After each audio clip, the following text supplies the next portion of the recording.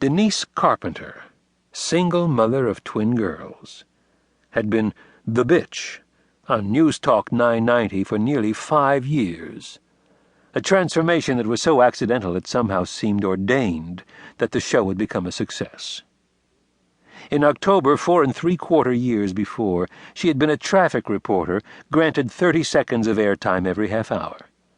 The regular late-morning talent, Boss Johnny, called in that morning from the D.C. jail where he'd been offered a guest room in return for 7 outstanding warrants for offenses ranging from failure to pay child support to assault with intent to murder, the latter being the result of too much Jack Daniels and too little temper. With only 20 minutes advance notice, Denise was told that she would get her big chance in major market radio. The news should have thrilled her. But at the time, she wasn't looking for work in front as a DJ. She was perfectly content to monitor the police scanners for accidents and devise alternative routes for frustrated commuters.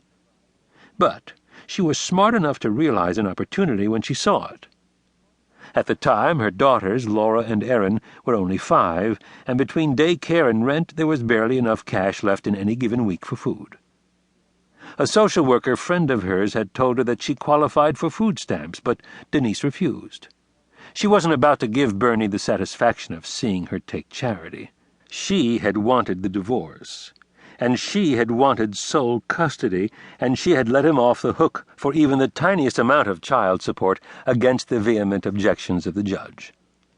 The last thing Bernie the bastard said to her as they left the courthouse was, "You're gonna starve without me." Over the ensuing 6 years, she'd come to think of those words as her good luck charm.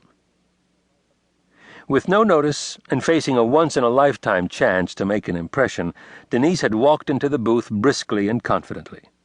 Years later, her then-engineer and current producer, Enrique Zamora, confided in her that he'd lost $20 that day by betting that Denise would leave in tears before the end of the first commercial.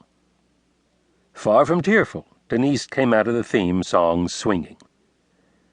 "I'm not the voice you were expecting to hear this morning," she'd said, her first words ever as a disc jockey.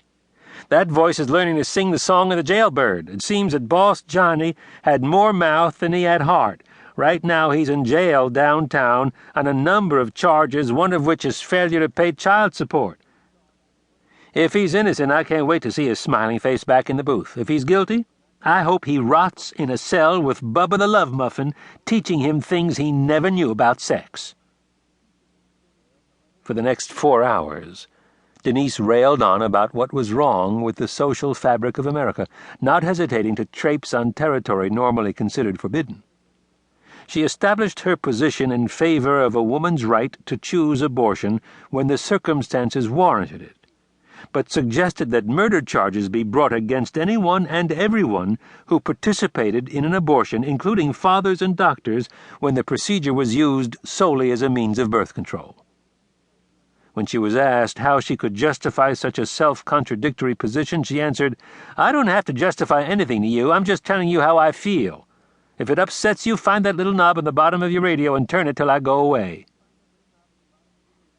Through her entire first show, the telephone lines remained jammed with callers trying to assail her positions. Denise's defining moment came when Barbara from Arlington, Virginia, called in to tell her, "No offense, Denise, but you're really coming across as a bitch on the radio." Denise responded, "Why, thank you very much, Barbara, because you're right. But I'm not just a bitch. I'm the bitch of Washington, D.C." In an industry where a marketable identity means everything, Denise had stumbled upon a winner. By the time Boss Johnny was able to scrape together bail money 2 days after his arrest, his job had been given away to an upstart bitch from the news staff. Within a week after she'd started her new career, Denise's salary had been quintupled, in return for her signature on an unheard-of 3-year exclusive contract. The bitch represented everything that is supposed to fail in radio, a black female who speaks openly and evenly about everything from racism to child-rearing. Politically, she was more conservative than liberal, but she didn't hesitate to torpedo anyone who stepped out of line. 3 weeks after her first show, News Talk 990 had picked up a full 6 percentage points.